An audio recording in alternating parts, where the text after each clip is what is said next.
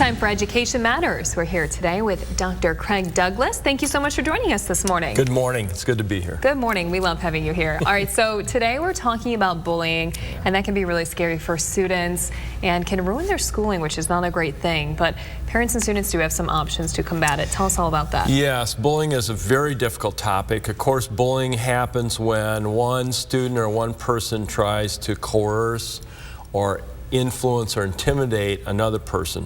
And sometimes that's very obvious, and sometimes it's much, much less easy to detect. So the first talking point is it's got to be checked as soon as it's observed. And for parents and for students, the best option, in my opinion, is go straight to the guidance counselor. The guidance counseling office is used to resolving conflicts and dealing with severe problems. They keep things very confidential. There's always a concern, I think, when a student reports a bullying incident, that someone's going to find out who told. You know, so the counseling office is very good about that. Other options within the school setting, of course, are the teachers and the principal, other people in authority. But I really urge any parents who suspect bullying to report the suspicion. If the school is not a preferred option for the parent, many schools have access to resource officers. In my former district, Carlton, we had a part-time resource officer that got to know parents and students very well.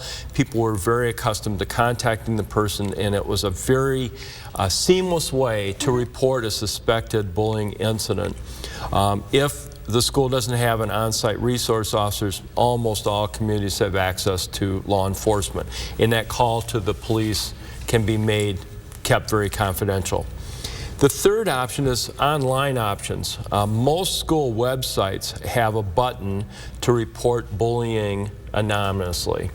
And so that's a great option. Also, statewide, there's a lot of public service announcements about the OK to Say reportability website, and that's very easy to Google, OK to Say, and it pops up, and again, you can report a suspected bullying incident right there anonymously.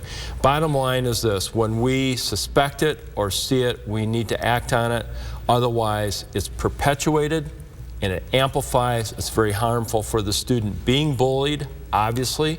It's also harmful for the kid that's acting as a bully, because they need to be redirected too. Yeah, and it can, as we mentioned, interfere with their schooling and how they feel at school.